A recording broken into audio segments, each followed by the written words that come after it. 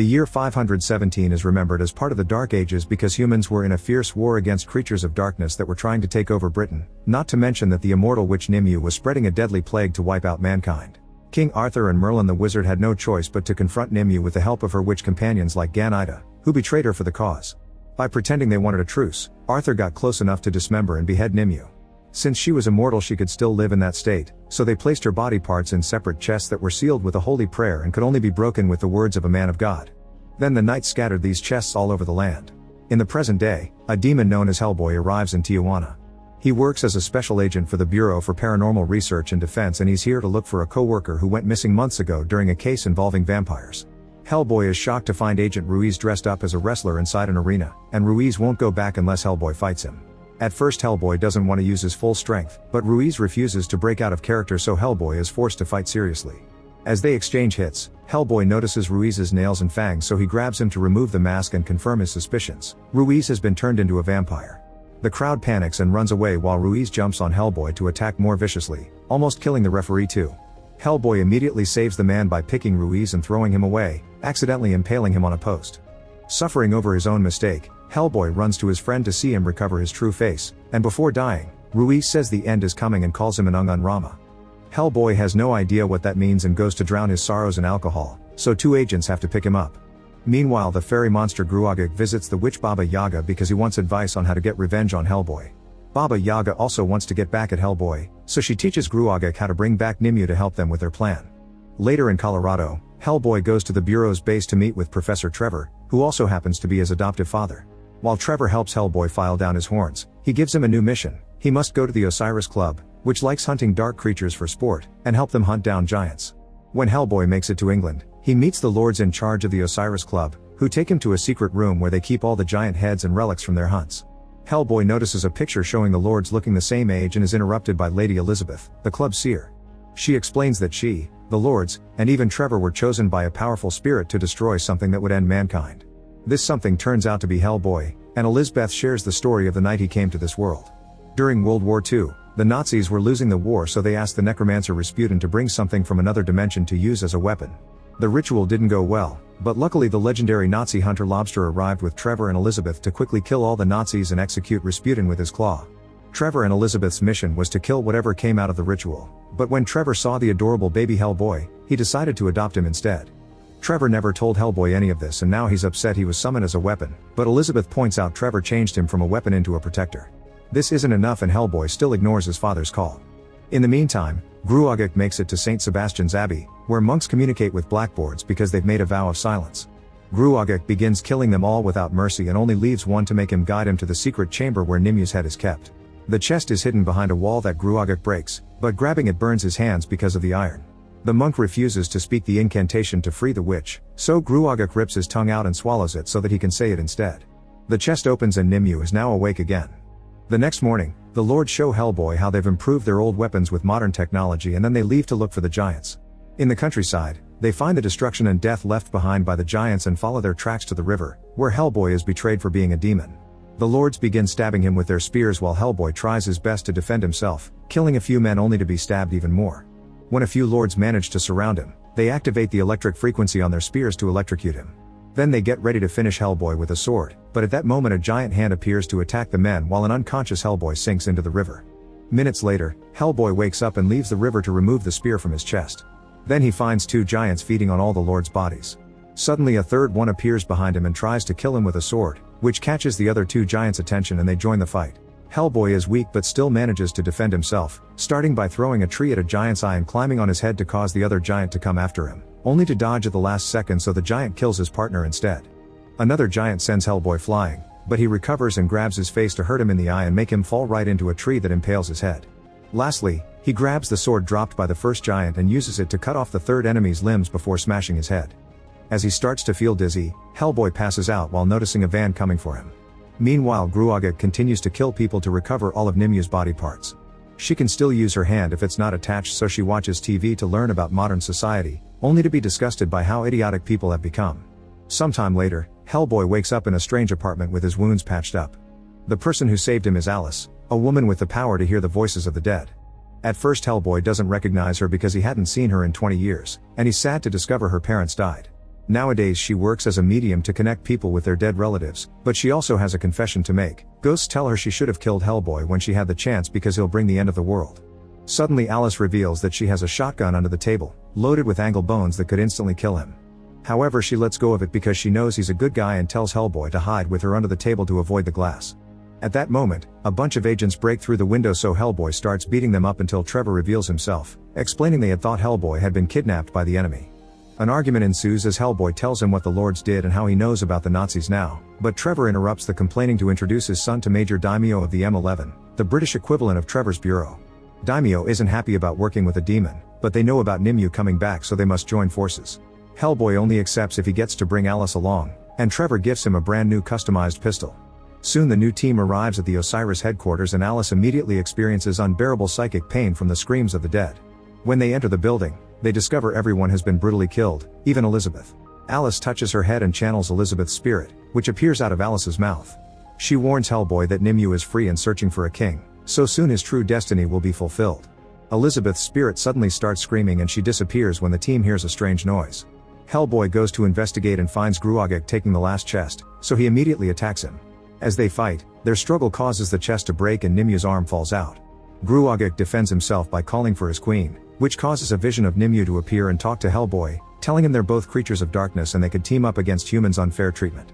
Suddenly Daimyo snaps Hellboy out of the vision, causing him to react by shooting him. Fortunately the bullets miss Daimyo, but something in him almost awakens and he has to take an injection to calm himself down. Afterward they go after Gruagik, but unfortunately he's already gone with the arm. Hellboy confesses he met him before and shares the story. In 1992, Alice was just a baby, and fairy monsters love to steal babies, replacing them with changelings. Alice's parents called Hellboy because Alice was behaving weirdly, so he used an iron horseshoe to make the creature reveal himself. It was Gruagik, who immediately ran away while Hellboy threatened to find the fairy hideout and kill them off if they didn't return the real baby. Moments later, someone rang the bell, and they found baby Alice outside the door. Since that day, Gruagik has wanted revenge on Hellboy, and now the team thinks Nimue may be using him to come back. Meanwhile Nimue's witches do the ritual to bring all her body parts together, stitching her back into a proper body. Now she's ready to wipe humanity out. The next day, Daimyo takes Hellboy and Alice to the M11 headquarters, which is disguised as a fish and chips shop. While they help Trevor research Nimue, Daimyo goes to a gunsmith to get a special blessed bullet designed to kill Hellboy if necessary. Moments later, Hellboy gets tired of reading and snaps at Trevor, pointing out how dark creatures maybe wouldn't attack people if humans weren't always trying to kill them. He doesn't understand why Trevor kills all monsters but kept Hellboy alive, so Trevor says he saw potential in him. However, Hellboy thinks he was made into a weapon to kill his own people and leaves in a huff. When Hellboy gets in the elevator, it ignores his floor choice and takes him down into another realm, where he discovers a walking house. This is where he locked Baba Yaga up ages ago. Inside he finds the witch, who has prepared a special feast. Hellboy almost grabs a bite, but changes his mind when he realizes the food was made with the remains of human children. Before he can leave, Baba Yaga makes an offer. She'll help him find Nimue in exchange for his eyes, since he took hers during their last fight. Hellboy agrees and Baba Yaga seals the deal with a nasty kiss before explaining that Nimue will be at Pendle Hill to reclaim her blood and fully restore her power, but he must get there before midnight. Afterward, Baba Yaga grabs her sickles to remove Hellboy's eyes, but he stops her, saying he'll give them to her after he's done with Nimue. Baba Yaga doesn't accept this and immediately attacks him, but Hellboy immediately retaliates. Before he can kill the witch, the house suddenly makes him fall, and as he slips through the door, Baba Yaga puts a curse on him. If he doesn't return with the eyes, he'll have to watch the thing that he loves the most suffer and die.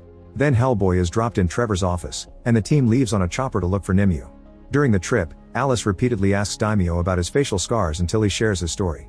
Daimyo and his team were on a training exercise in Belize when the local tribal elders asked them for help because a monster came every night to their village to steal people to eat. However, the creature was so fast that it killed the whole team in just a few minutes, leaving Daimyo as the only survivor. On top of the hill, Nimue and Gruagik are starting the ritual, which causes a dark storm in the skies. The team has to land the helicopter further than planned, only to be suddenly attacked by creatures of darkness that crawl out of the ground. Daimyo has another reaction and quickly injects himself to help Hellboy and Alice fight. They shoot as many monsters as possible, but they keep coming while on top of the hill. Nimue is getting her blood back from a tree. Noticing it's almost midnight, Daimyo sends Hellboy after the witch while he and Alice stay there fighting the creatures. Once Nimue has restored all her powers, a bunch of monsters appear on the hill to pay their respects. As she tells them to form an army to destroy mankind, Gan-Ida and the two other witches show up asking for mercy. However, Nimue wants revenge for their betrayal, so she uses her magic to torture the two witches to death and asks Gan-Ida to deal with Hellboy. At that moment a bullet from Hellboy hits Nimu's face, but she quickly recovers and takes Hellboy's pistol while the creatures run away. Meanwhile Daimyo and Alice continue to fight the monsters, and Alice discovers that she's capable of punching the soul out of the dead. When they're finally done, they run to the top of the hill, where Nimue has opened a portal and is throwing Hellboy around with magic while telling him to accept his role as the king. Alice tries to come closer, but Nimue throws a thorn at her neck that poisons her. Then she leaves through the portal with Gruagik, so Hellboy makes Ganai to tell him how to cure Alice. The team travels to a mysterious cave where they find Merlin's tomb and immediately wake him up. Merlin quickly heals Alice, removing the thorn which transforms into another nasty creature that runs away. Alice is fine now, but Merlin suddenly knocks her and Daimyo out because he has something private to share with Hellboy. While taking a sample of Hellboy's blood from his hand, Merlin reveals that King Arthur's bloodline continued for a few generations until it ended with a girl who was in love with a demon. In 1574, the girl married the demon and was taken to Hell, where she gave birth to a boy called Anungun Rama, which is Hellboy's real name. This means Hellboy is only half demon and the last of Arthur's descendants. Then Merlin uses Hellboy's blood to summon Arthur's sword Excalibur, the only weapon that can kill Nimue. Only Arthur's descendants can remove it from the rock, but as soon as Hellboy touches it, the sword shows a vision of him with his full horns, riding a dragon and coming to Earth to destroy mankind. Disgusted by such a vision, Hellboy removes his hand and refuses to take the sword, causing Excalibur to disappear back to its original place and Merlin to turn into dust because he wasted all his magic on that. Meanwhile in London, Nimue unleashes a plague that spreads at great speed and kills people as soon as it touches them. While the government panics and the plague is about to leave the country, Nimue goes to the M11's headquarters, where the shop's clerk receives her with open fire. Back to the team, they get a phone alert that the headquarters are being invaded, so they rush back to London. Unfortunately it's too late, the entire staff has been killed and Trevor is missing. At that moment they see on TV that there's trouble at St. Paul's Cathedral, so they immediately go there. London has been covered by a dark sky and they can already see dark creatures flying by. When they enter the cathedral, they discover Gruagik has grown more powerful thanks to Nimue, and he wastes no time in attacking Hellboy. This time Hellboy has trouble keeping up with Gruagik and he's soon overpowered. Daimyo notices this and decides to help by not taking his injection, which allows his body to transform. The creature that attacked him years ago had been a werejaguar, and now he's one too.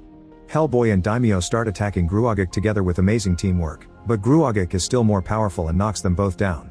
However, when he's about to kill Hellboy, Nimue stops him because she needs Hellboy for her plan. Gruagik tries to protest, but Nimue just begins taking his power away until he becomes tiny and explodes. Afterward, Nimue moves Hellboy with her magic and pushes him through the cathedral's floor, where he finds King Arthur's tomb and Excalibur on its rock. Hellboy still refuses to take it, so Nimue brings out Trevor and kills him before throwing him into the hole. Hellboy yells in grief for his father and Nimue uses those dark emotions to finish manipulating him.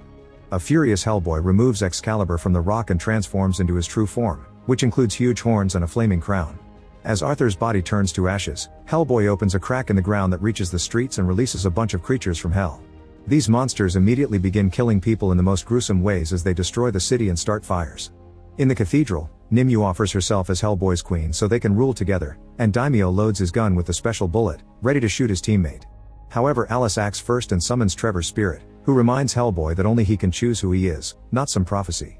His words make Hellboy snap out of it and he immediately beheads Nimue before putting down the sword, causing all the monsters outside to be dragged back into hell. Then Hellboy breaks off his horns to give up this extra power and grabs Nimue's head to throw it into hell too before the crack completely closes. It's time for Trevor to go too, but first he tells Hellboy he doesn't regret adopting him and that he loves him. Having seen all this, Daimyo destroys the special bullet, calling it a mistake. 6 months later, Hellboy, Daimyo, and Alice continue to hunt together as a team, and Daimyo is more comfortable letting his powers out to fight. In a facility in Siberia, the trio beats up a bunch of sketchy men using amazing teamwork, only to find a tank with a mysterious creature in it. Make sure to subscribe and turn on notifications so you can watch more videos like this. Thanks for watching.